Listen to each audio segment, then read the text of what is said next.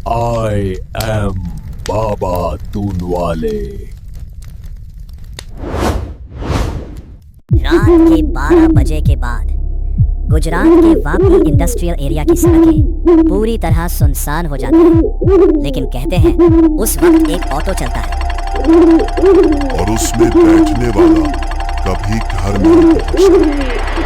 उस रात में कुछ ऐसा सायरन बजा और अनिकेत अपनी शिफ्ट खत्म करके बाहर निकला।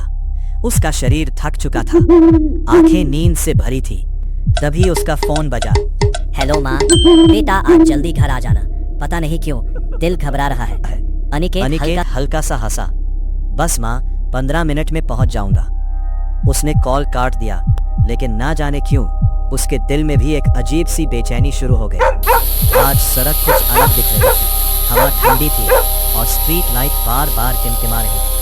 समय गुजरता जा रहा था, 10 मिनट, 20 मिनट और कोई भी इंसान दिखाई नहीं दे रहा था।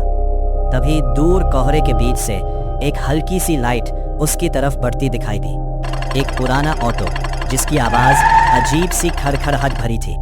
ऑटो उसके सामने आकर रुका। अनिकेत ने पूछा, भाई स्टेशन रोड चलोगे? ड्राइवर ने बिना कुछ बोले बस धीरे से सिर हिला दिया। अनिकेत पीछे जाकर बैठ गया। शुरू में सब कुछ ठीक था, लेकिन कुछ मिनट बाद उसे अजीब सा महसूस होने लगा।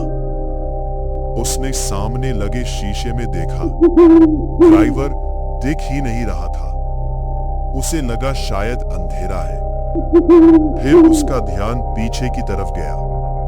पीछे जैसे कोई और भी बैठा हो, एक हल्की सी सरसराहट।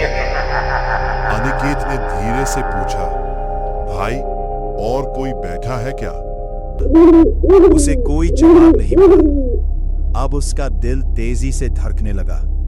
तभी उसने देखा रास्ता बदल चुका था। सब्सक्राइब, ये गलत रास्ता है। मेन रोड उधर है। इस बार भी उसे कोई जवाब नहीं मिला। तभी अचानक उसका मोबाइल अपने आप ऑन हो गया। स्क्रीन पर एक पुरानी खबर खुली।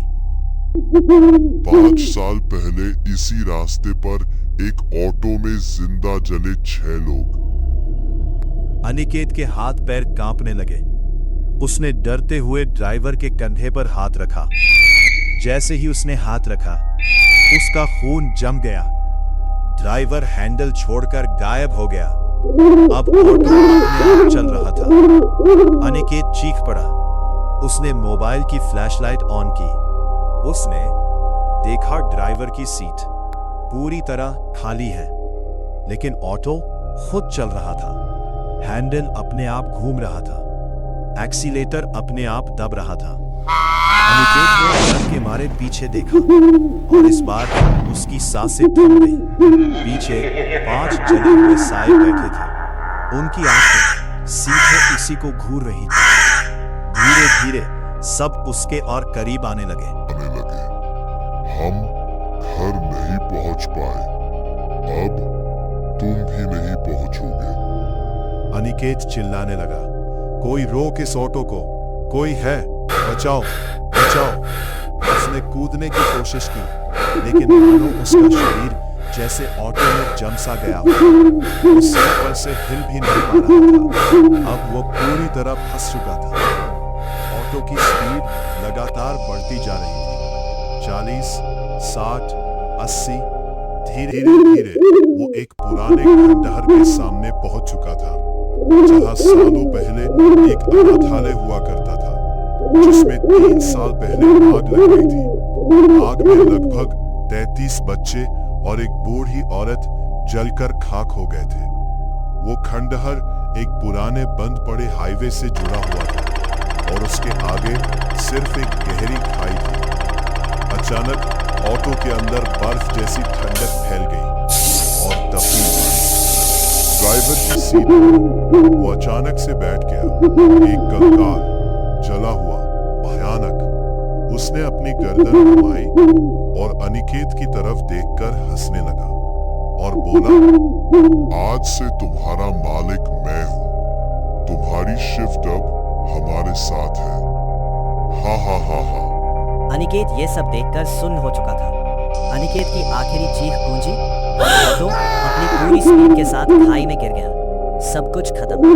लेकिन कहानी यही खत्म नहीं होती। अगली रात वही फैक्ट्री, वही सन्नाटा। एक नया लड़का बाहर निकलता है और उसी तरह एक ऑटो उसके सामने आकर रुकता है। वो पूछता है, भाई स्टेशन चलोगे? ड्राइवर धीरे धीरे अपना सिर घुमाता है। लेकिन इस बार कहानी कुछ अलग होने वाली थी, क्योंकि कुछ सफर ऐसे होते हैं जो कभी समाप्त नहीं होते हैं। अगर आप जानना चाहते हैं कि इसके बाद क्या हुआ तो कमेंट में बस नेक्स्ट टाइप कर दो। मैं इसके आगे की पूरी स्टोरी दूसरी वीडियो में बताऊंगा। और हाँ, दूसरी वीडियो देखने के लिए चैनल को सब्सक्राइब जरूर करें। अगर वीडियो अच्छी लगी हो तो लाइक करके